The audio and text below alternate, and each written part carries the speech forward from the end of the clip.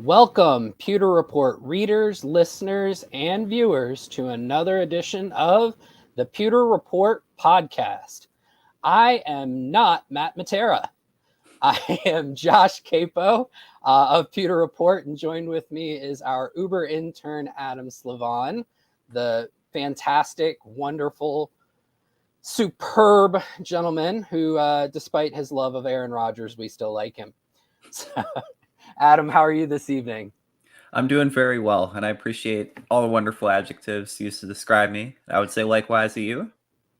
I appreciate it. Thank you very much. And for today, we are going to talk a little bit about what the Bucs should do in the upcoming 2023 NFL Draft, where they are currently set to pick 19th overall.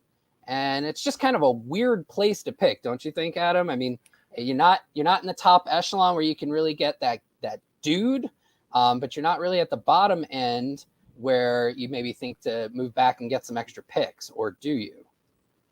Yeah, it's a very interesting situation that the Bucks find themselves in, and it's similar to like in the NBA, the teams that are in the lottery, like the top 14, and then the teams like in the middle of the pack, and then you have like the playoff teams. The Bucks are kind of in that middle of the pack area where they can't necessarily get a star unless they trade up, and we can kind of talk about that. So their options are either staying there or perhaps trading back and getting more assets because they have a lot of holes to fill on the roster. Yeah, quite a few. They have, I want to say, over 20 free agents of their own set to hit free agency here in just a little over a month now. And you've got to imagine they're not going to be able to bring them all back, especially considering that the Bucs have they have the ability to create cap room, but for all intents and purposes, they're kind of in the second worst position in the NFL, just ahead of only the New Orleans Saints, who are always kind of in that last spot. They're going to have to clear a lot of cap space just to get cap compliant by the first day of the new league year. And with that, you can't imagine that they're going to be able to bring everyone back. So quite a few holes just talking on the defense alone. We've got Jamel Dean, Mike Edwards are both starters who are set to hit free agency. Levante David as a linebacker. Akeem Hicks as an interior defensive lineman. On the offensive side of the ball, of course, Tom Brady retired, so there's a big glaring hole at quarterback. So just a whole bunch of places where they're going to have to fill needs, and they're not going to be able to fill them all by re-signing their own players or even going out into free agency, which means that the draft is a very important one for Jason Licht and this team here this year. So Teddy with a comment here, kind of need every position besides center, guard, nose tackle, and inside linebacker, assuming Levante comes back. I'd love to take the best on the board, an instinct impact player. I think he might have meant instant impact player, especially if it's a guy no one expected to be there. Pretty good comment there from Teddy. But before we get into anything else, we want to let you know this podcast is brought to you by our friends at, still getting the hang of this thing, our friends at Celsius. So Celsius is the presenting sponsor of the Pewter Report podcast, and you can check out their new flavors, Fantasy Vibe and Lemon Lime. They have 7 essential vitamins without any of the post-energy drink crash or jitters. Now, you can pick one up at all sorts of places, Walmart, Target, the local convenience store, or as our friend Matt Matera loves to go to, his local bodega. We personally have our own favorite flavors. Adam, what's your favorite? Ooh, I would say right now I'm really rocking with the lemon lime. The lemon lime. So you like one of the new ones. I Yeah.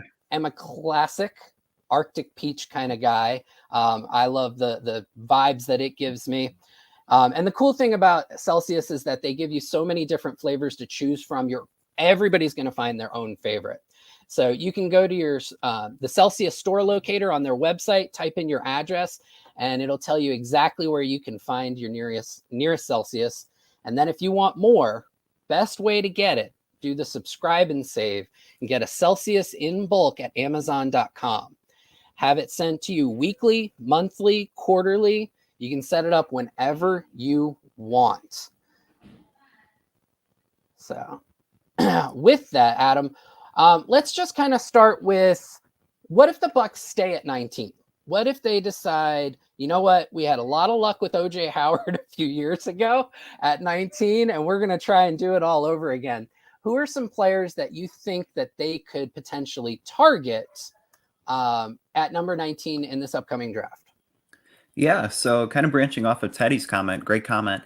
The Bucs really need a playmaker, and they need to inject life into both offense and defense. You could argue at any level. They need to bring in guys. They had one of the oldest rosters in the league. They need young, skill position players that can really create, make turnovers, score touchdowns, things like that. So some names that I wrote down. We have our podcast header, Cam Smith, the cornerback. Zay Flowers, the wide receiver out of Boston College. Brian Branch from Alabama. And another one I'll throw at you is Bijan Robinson, the running back out of Texas. All right, we got to start there. You really think, with all the holes on this roster, that the Bucs would take a first-round running back after all the information that's out there about how running backs in the first round don't usually deliver that kind of value? The fact that they already have Rachaad White and potentially Leonard Fournette, who is still on this roster, you think the Bucs would forego cornerback, safety, interior defensive line, edge, offensive line, and take a running back? I could definitely see that happen, and I can explain. So, okay, we need this, because I know the commenters are going to go wild over this one. Yeah, so the Bucs, I see them releasing Leonard Fournette after struggling last season, maybe averaging, I think it was like 3.5 yards per carry. They had the worst running game in football last season, without having Tom Brady setting an NFL record in passing attempts at age 45. They need a more balanced offensive attack. Who else but Bijan Robinson, arguably the best running back in college football this past season? Him, paired with Rachaad White, would create a potent thunder and lightning duo. And in a lot of ways, based on how he's built and the numbers he's put up at Texas, he kind of reminds me of Jonathan Taylor, a guy drafted a few years ago in the second round. And just his production, he would be an instant 1,000-yard rusher, in my opinion. He would be able to break away big runs. He's very elusive, great cuts. The offensive line next season, having Ryan Jensen, who should be back, should be healthier, it's going to be a better offensive line. They may have like a bridge quarterback. We've written a couple articles on different bridge quarterbacks the Bucs may look at. And just having a solid running game, I think, will be really important. And it might be the basis of the offense next season.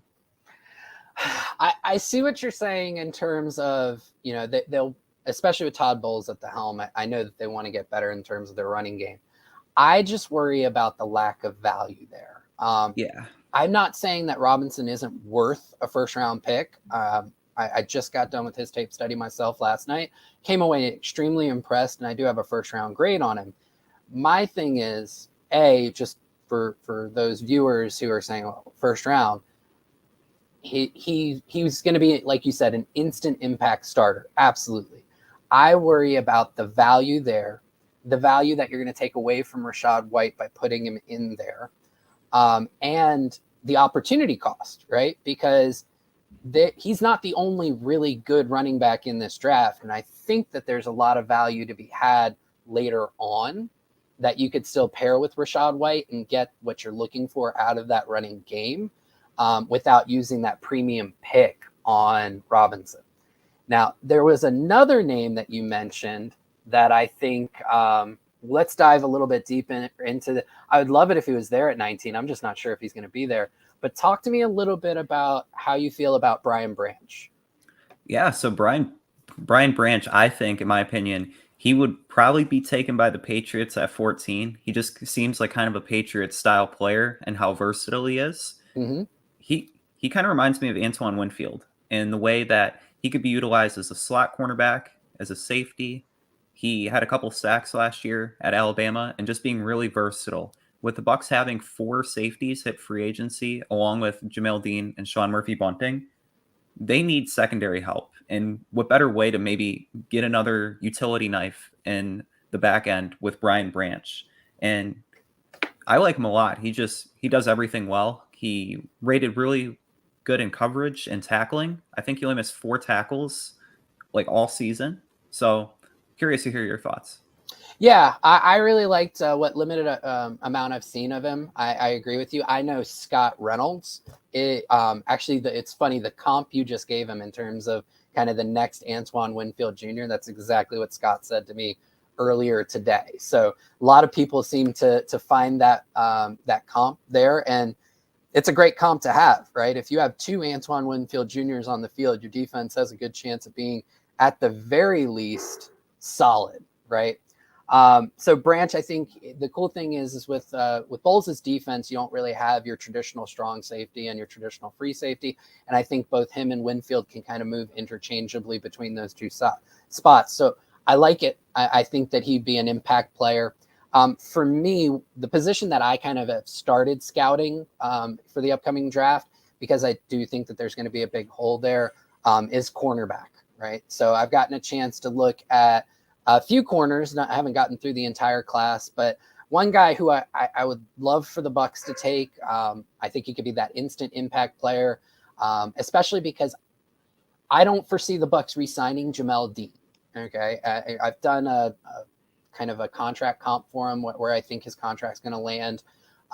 Came out very similar to Brad Spielberger over at PFF, at Pro Football Focus. And it's going to be somewhere in the neighborhood of like 4 years and $17 million a year, somewhere between 68 and 72 overall. And just where the Bucs are from a cap perspective, they've already paid Carlton Davis on the other side. I just don't see them re-signing Dean. And so with that, you've got this big hole on the other side of the field opposite CD3. And so I could see them taking a cornerback in the first round. The positional value is there because cornerbacks are extremely important in today's NFL. And you've got a lot of guys who could go in the first round. One who I would love, although I don't think he's going to be there at that point, would be Devon Witherspoon. Oh, yeah.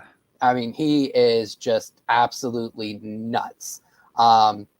He's a corner out of Illinois. He's 6 foot, 180. So it's kind of in that Bucs mold of in terms of size. He's physical in run defense. He's a powerful tackler for his size. Plays with great instincts. He's awesome in press man, which is something that the Bucs have looked for in corners coming out of college, and then they kind of teach him the zone skills. So Witherspoon's fantastic. A guy that I really liked at the Senior Bowl when we were there last week was Tyreek Stevenson out of Miami. I think he's another guy. 19 maybe a little bit rich for him, but depends on if there's a run at corner. I don't think that it would be too much of a reach. And then I know a lot of guys, I think I even saw a comment earlier, who are talking about Joey Porter Jr. out of Penn State. And then actually got a comment here kind of talking about it. So Joey Porter, Al Bundy says Christian Gonzalez, but he's going to be gone. I probably agree with that.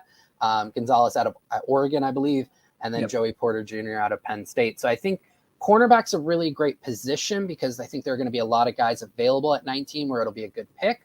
The converse side of that is there are some really great corners, some that we got to see at the Senior Bowl, who could make you think the Bucs could get a corner later in the draft with a lot of skill and a lot of talent, and you can maybe use that number 19 pick for another position.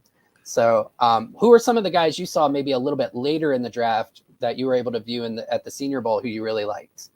Yeah, so another guy with some NFL bloodlines, talk about Joey Porter Jr., Kyle Blue Kelly out of Stanford. Now we're talking. Yeah, another corner that would really fit the Todd Bowles mold, being such a very physical man-to-man corner, but also he displayed a lot of ability to switch in zone and switch on different guys. Really impressed with him. He had a great week, really smart, intellectual football player. And then another guy is Julius Brents out of Kansas State. Now, I see the Bucs where would you see Brents going? Maybe like 3rd, 4th round. That's probably where I'd put him. But I can see this draft for the Bucs being like another one where they get 2 cornerbacks in one draft. They did it with MJ Stewart and Carlton Davis. I can see him double dipping again because it's such a deep class, and they can get potentially 2 cornerbacks to replace the 2 that they would be losing in free agency. Yep. I do think that there's a chance that the Bucs do bring back someone like Sean Murphy-Bunting. And before I trigger everyone in the chat, that's not to say that he would be the starter. He would probably have a chance to fight for that role, but I could see them bringing him back on a cheap 1-year contract for depth purposes. So see a lot of guys talking about another cornerback. So Emmanuel Forbes. Forbes is an interesting watch. I've only dove into his tape a little bit. He's really, really long. He's got the wingspan that the Bucs really like. He's extremely opportunistic. I think he had 6 interceptions this past year. The consistency isn't there that I would feel like he was a good value in the first round. Second round, probably around that 50th pick that the Bucs own. I could see that being a possibility. The one thing that I will say is this draft is just really deep at corner. So there's a lot of guys that people can mention who they'll give you good vibes, right? You may not want them all in the first round, but there's definitely some things to like about them. So now outside of corner, as Geist85 says, we got to get better at the pass rush. JTS and Hall aren't pinning already, and Shaq is a question mark at the moment. So who did you see in terms of pass rushers that you might think that the Bucs could target at number 19? Yeah, one potential name that we've kind of floated around is Isaiah Foskey, I believe out of Notre Dame. Yep. The past 2 seasons, he's had double-digit sack totals. And in an offseason where the Bucs have many needs, perhaps the biggest is defensive line because there's so many question marks there. You have Vita Vea, potentially Logan Hall, and who else? With Akeem Hicks being a free agent, you don't know about Shaq Barrett quite yet if he's going to be able to return to form. JTS, he needs to make a big leap. Anthony Nelson's a free agent. Nassib's a free agent. They have to inject life there too. And Foskey, in a lot of ways, he's very athletic, but he's also really strong, and he can get past like the tackles on the ends, and he's able to tackle. That was a big thing with JTS. He wasn't able to finish the pressures that he was getting last season. And Foskey, he could be a great fit. I also see if they go the linebacker route, guys that can also rush a passer, maybe Trenton Simpson out of Clemson. He had 13 sacks, I believe, in his 3 seasons there, 3 full-time seasons. Mm-hmm. And also Nolan Smith out of Georgia, another very athletic, physical linebacker, because they might have to replace Levante David too, and that'd be a big need to fill. Smith is an interesting name, and I'm glad you brought him up because there's a lot to like in terms of his tape. He's got some great bend. There are some question marks too, and I think it all starts with his size. I want to say he's only like 240 pounds. I could be wrong about that, but right around there. And Nolan Smith out of Georgia, for those of you who aren't familiar with him. And with that size kind of comes that second concern, which is injury concerns. He missed a lot of time this year with some injuries, but he definitely flashes the talent. And I would say he's one of the better pass rushers in terms of the tape that I've seen so far. So very interesting one there. I think he could be available at 19. It's just that's going to be a huge boomer bust pick if from my point of view. And I think a lot of it just comes down to, will he be able to hold up at the NFL level against these guys who are, these offensive tackles who are just giants. So, and I think Simpson's, I was just going to say Simpson's even lighter. I think he's like 225, 230. And you're talking like injury concerns for both of them, but they'd be really versatile weapons for like Todd Bowles to utilize, and maybe delayed blitzes and coverage off the edge. There's just a lot you can do with them. Sure. All right. So I think that we covered quite a few people that we could hit at, or that the Bucs could pick at 19. Why don't we talk a little bit about some other scenarios, right? They don't have to just stay at 19. There's the possibility that they could, say, trade back, right, and try and pick up some additional picks. Before we get into that scenario, though, I do want to tell everyone about our friends at Underdog Fantasy. So, Underdog Fantasy, you've got all sorts of different ways that you can have fun with them. You can do their Best Ball Mania, their Pick'em, I'll talk to you a little bit about the pick'em. So I want to tell you about the easiest way to get some action on all of your favorite pro sports. And that is with Underdog's Fantasy and their pick'em and rivals games. They have the NFL, UFC, NBA, Major League Baseball, the NHL, and even the PGA. Just pick over or under on your favorite, or you can go with your least favorite player's stats, and you can win up to 20 times your money in a single night. Underdog keeps it super simple with their easy-to-use website and mobile apps. Pick between 2 and 5 players to fill out your pick'em, get every pick right, and take home some cold, hard cash. Use the code Pewter20 and get your first deposit matched up to $100 by Underdog. Now, Underdog was something that we really enjoyed throughout the season. I know yourself, myself, and Matt often were given a lot of our picks pregame before the Bucs games. I had a blast with them. Didn't win as much money as I would have liked, but I definitely had a lot of fun. How about you? Yeah, a lot of games were really close where you'd be like a couple yards short, and it's just a really interesting way to like follow games, and it keeps you engaged on games you might not even be interested in and in various sports as well. So definitely was a lot of fun this past season.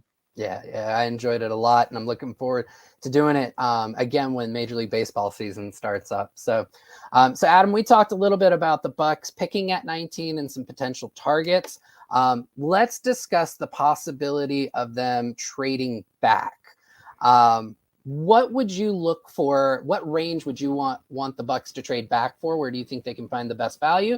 And at that point, what kind of a package would you want to get for the 19th overall pick? Yeah, so I think it was, yeah, you wrote an article kind of talking about like some different scenarios if they were to like trade back and what that would look like. And I would want them to go in the range of maybe 25 to 30, maybe still keeping a late first round pick, or perhaps even going early second round as they did last year, having the 33rd overall pick and selecting Logan Hall. So we kind of mentioned some players, talking about Robinson, Branch, Flowers, different cornerbacks. If one of those guys were still on the board at like 25 or 30, that would be ideal for the Bucs because they, as we mentioned, they have a lot of holes to fill, and it would be a chance to get more impact players and more bang for the buck. Uh, but a chance to get more value, I think, is really important for the team. And so in a trade, I would look for maybe like a second round. If they were to get like an early second round pick, a third round pick this year, and maybe a third round pick next year would be something I could see as like fair value, something in that ballpark. Yeah, I agree with you in terms of that package, right? And I think it is going to come with a combination of picks, additional picks this year, as well as potentially a mid-round pick next year. I think you highlighted the third rounder in 2024 is probably right in the sweet spot. I think there are a few different things that have to kind of all come together for that scenario to play out. I know fans love to just say, well, they should just do it, right? And I've seen some comments here that are kind of to that effect. And in an ideal world where every pick hits, yeah, that makes a ton of sense. But one thing to remember is the further you go back in the draft, the less likely you are to hit on your picks. Now, what teams do in order to hedge against that is they accumulate more picks, right? And that has been a successful drafting strategy for a lot of teams. The other thing is you have to have two to tango. So there has to be somebody who really wants to move up to 19. And that's where kind of the dichotomy starts to unfold. The Bucs would have to say, for all the players available here at 19, we have a group of players that we feel very similarly about in terms of their value. And we feel that at least, I would say at least two of them are going to be available wherever we trade back to. At the same time, you have to have another team who values some player in the draft so high that they're willing to give up extra assets to go get that player. So it's not always the easiest thing in the world. You hear teams talk every year about, we would have traded back, but we just didn't, there was nobody who wanted to come up to our pick or vice versa. We wanted to trade up. We just couldn't find that trade partner. So all of that has to kind of happen And then the question becomes, how far back are they willing to go? I don't foresee the Bucs being willing to trade out of the first round. I still think that if they were to trade back in any of these scenarios, I don't see them going that far. And I think in my article I put 28 was about as far as I thought that they would go back. But I just don't see them going back into the second round like they did last year. Now, last year it wasn't that far of a jump back because they were picking 32nd overall, and 20. It was like 27th, I think it was. Yeah. And they went back to 33, so it was only about a 6-spot jump back. But those are kind of the things that have to happen. I could see that happening if there's still a decent number of corners on the board, but I think there are other positions that if the Bucs really want to target those, the depth drops off pretty quickly, and they wouldn't necessarily want to make that move backwards, right? I don't see the edge class being so great that you're going to see a ton of first rounders, guys that they would see very similarly, where they'd be willing to risk moving back, 7 to 9 places. So it's a very interesting kind of area to move back to. Kind of looking at the mock drafts, is there anybody that you think would be available on the, let's say the last 5 or 6 picks of the first round that you think the Bucs might want to trade back to target? Yeah. Maybe one of the aforementioned corners that we talked about. I know we didn't mention Cam Smith yet out of South Carolina. Yeah. And another cornerback. He kind of fits. He's very similar in build to Sean Murphy-Bunting. Very physical. He could be an option there. One of the other guys, maybe Ringo or Forbes, if they decide to go that route. And also Trenton Simpson. He's a guy that, because of his size, he might slip a few picks. Same thing with Nolan Smith. Otherwise, it's tricky for the Bucs to really say there's one guy that we know is going to be back 6-7 picks that they might feel comfortable taking at 19, and they might decide this is our guy, this is a playmaker that we need. But it's just a tricky slope because there's so many holes to fill that they need the extra picks. Sure. But their guy might not be there at pick 30 or wherever they choose to. And it's a draft class that in the top 10, there's a lot of star players. You have Jalen Carter, you have Will Anderson. On the defensive side of the ball, in terms of edge rushers, it kind of drops off from there. There's a lot of guys with a lot of different concerns, and Tyree Wilson, Miles Murphy, he could be an option, and Brian Breesy, Lucas Van Ness. But all those guys come with question marks. And the Bucs really need to hit in this draft, and they need to get some home runs. And so they might choose to move down the board and get more depth, but they also need stars at the same time. Right. And I think all eyes are going to be on this man right here. So yeah. Jason Licht, he's had some pretty phenomenal drafts in the past.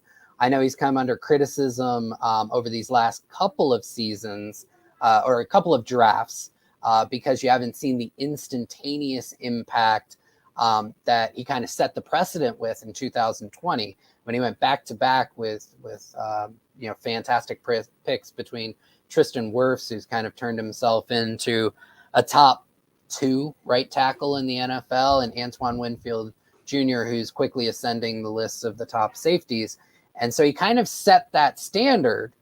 And then the following draft, you have somebody like Joe Tryon-Shoyinka. I know many Bucs fans have been frustrated with his sack production. I'm on record as saying that I think his development has been fine for his first couple of years.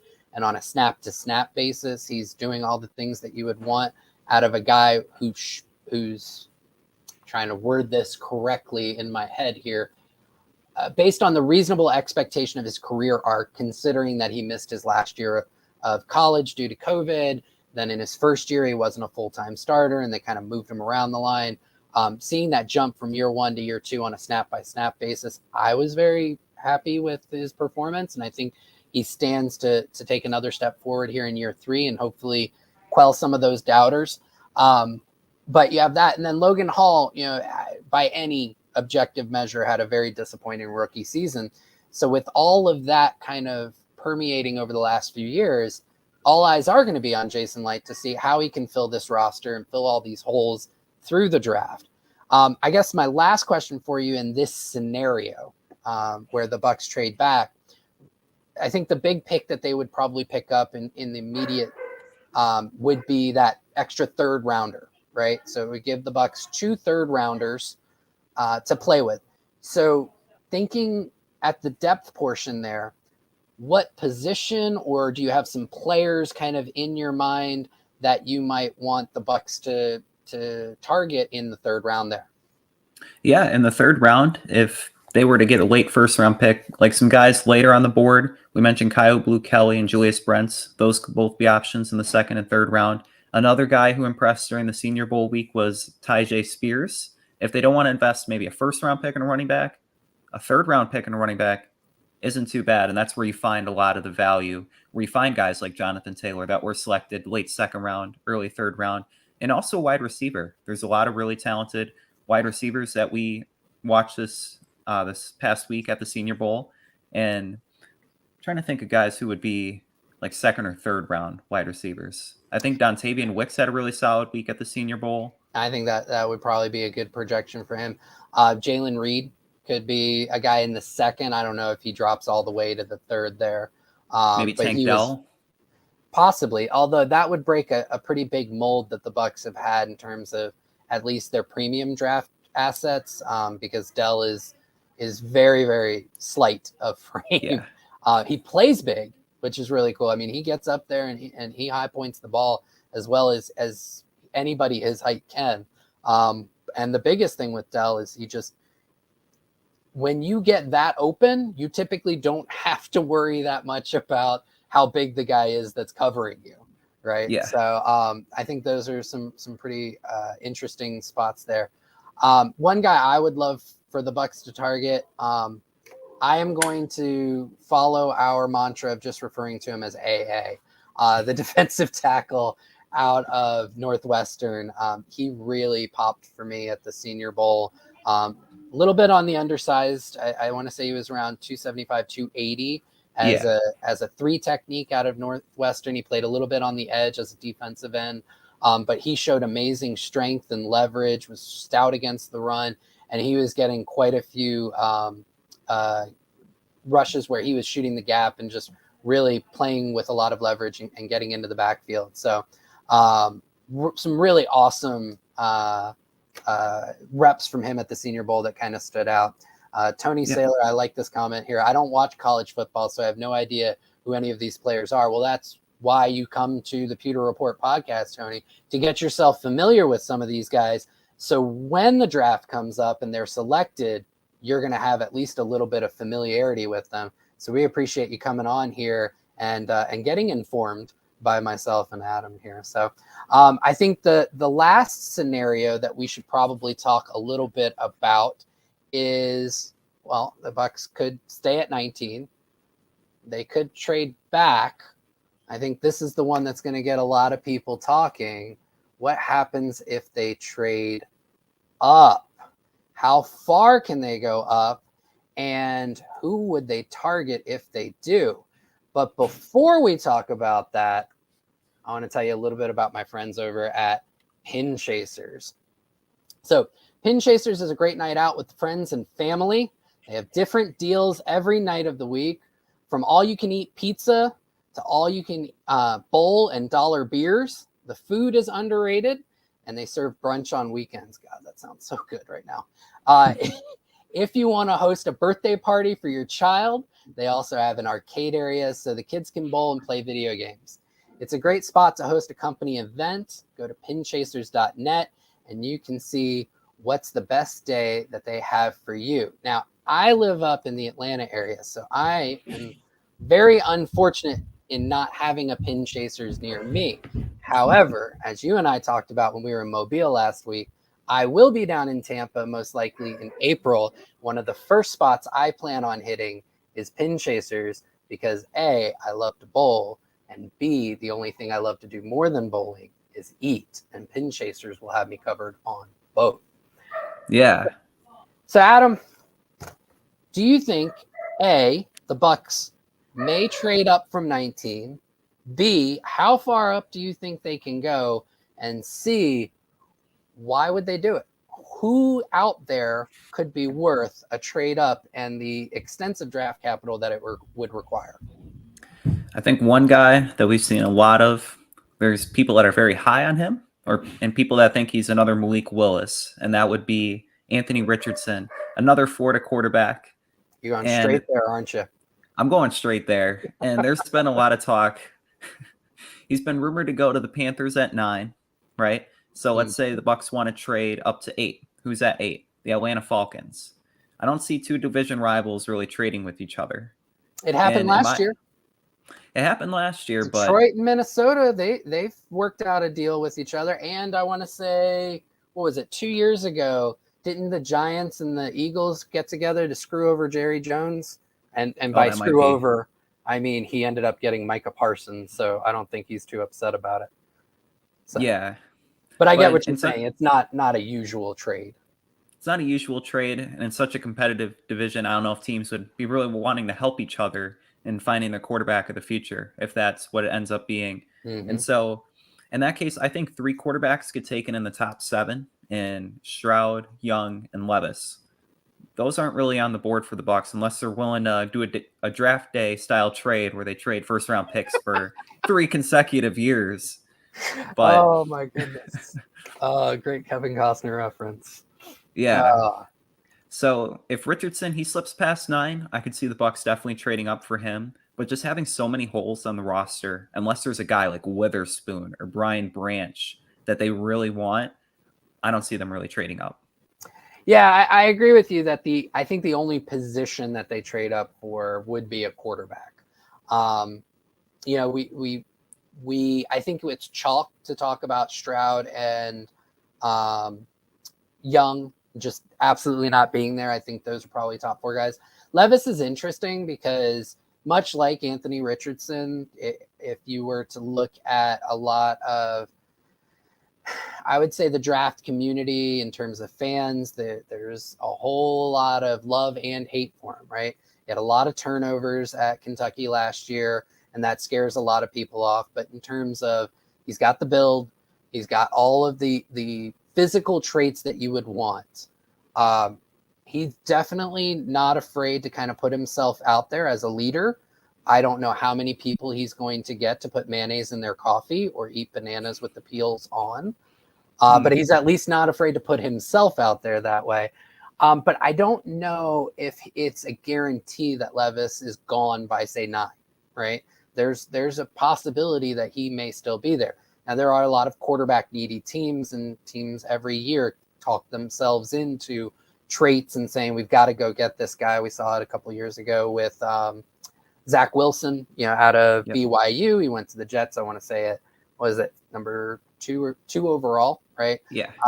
And he has not succeeded very much to the point where I think that organization's ready to move on from him. So I think that there's still the possibility that Levis and Anthony Richardson are there when you're getting into that, 7, 8, 9, 10, 11. And if you start to see one of those guys slide, that's where I think that the Bucs may have a contingency plan where they say, we're not willing to trade into the top 10. But if one of these 2 guys falls to, say, 12 or 13, that's when we're willing to make that move. That's when the draft capital becomes a little less cumbersome for us to give up. And that's where we have the opportunity to potentially find that long-term guy. A lot of that's going to come down to how the Bucs feel about their current only quarterback who's going to be on the roster as of March 15th at this moment, and that's Kyle Trask. Because let's not forget, and I don't think many Bucs fans have, Kyle Trask is somebody that the Bucs have invested a decent amount of draft capital in the form of a 2nd-round pick in 2021, right? And Trask has not been given the opportunity to show he is or isn't the guy in that much game film, right? The bulk of the film that he's been able to show has been throwing to 3rd-string players, right? He had not even a half. Like a quarter. Yeah, about a quarter, a little over a quarter of play in week 18 against the Falcons, but not even that was with starters. That was with a lot of the bottom of the roster guys. that the Bucs had at that time. So he hasn't really been given that opportunity to say, with a starting offensive line throwing to a Mike Evans and a Chris Godwin, and at least for right now, and I personally hope in next year, Russell Gage, this is the type of production that I can put up. So that is something that the Bucs are going to have to consider.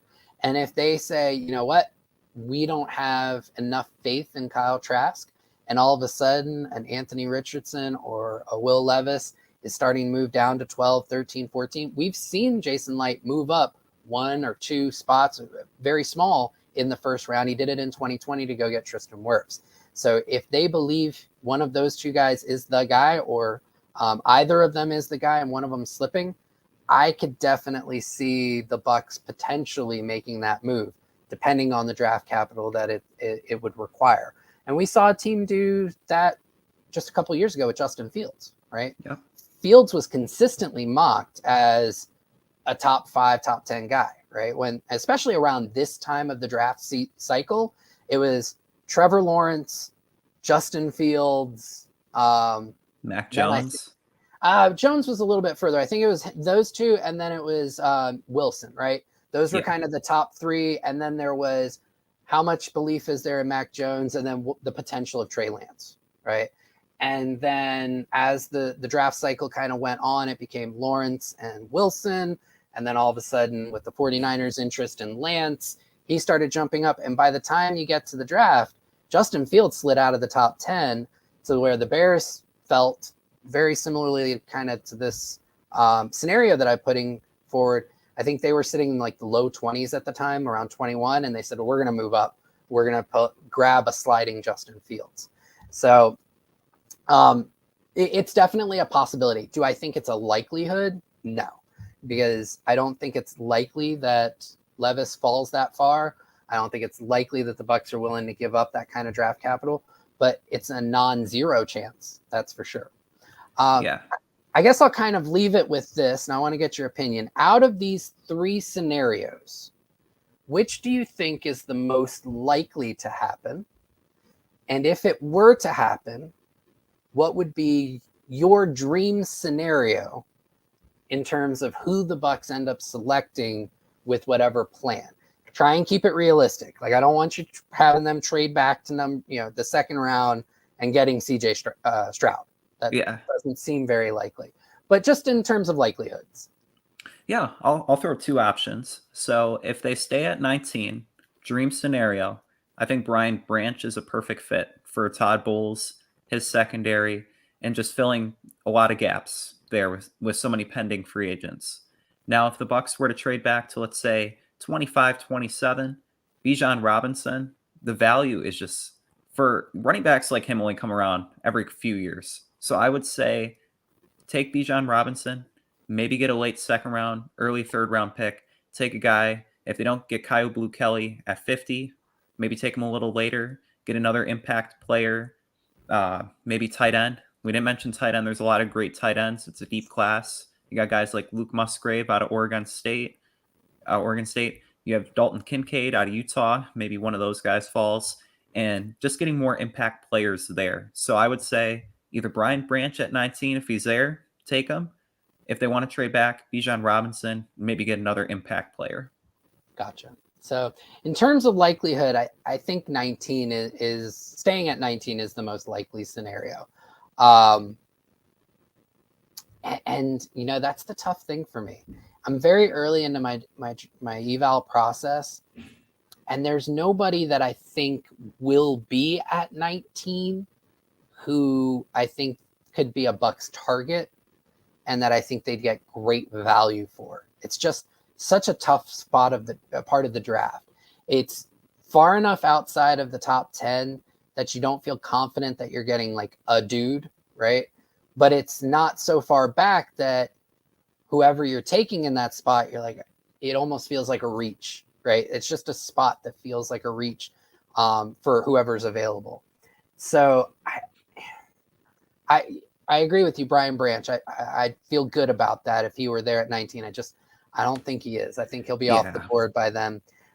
So while I think that's the most likely, I would love to see a trade back. And with it, I'd love to see somebody like Tyreek Stevenson. I would be, and I know this is going to be a bit of a take, I would be fine if the Bucs traded back to somewhere like 27 and 28 and take Caillou Blue Kelly. But okay. I'll say this out loud, and people can yell and scream at me afterwards. I have a higher eval on Caillou Blue Kelly than I do Joey Porter. So I have Kelly as a higher rated corner. I don't have Porter rated as high as a lot of people do. So if that were the scenario where they moved back, yeah, I could see Caillou Blue Kelly being there, and I'd be, I would applaud the pick. So it's an interesting scenario. It's something that we're going to have to dive even further into. That's the great thing about draft season. And obviously, as we get closer to and actually get into free agency, you'll be able to see what the Bucs are able to do in terms of creating some roster fillers there. And that could hopefully help Bucs fans and us as analysts alike in terms of trying to narrow down what the options might be for them as we get closer to the draft. So I think with that, we'll go ahead and call it here for Adam Slavon. I am Josh Capo saying thank you so much for watching the Pewter Report podcast.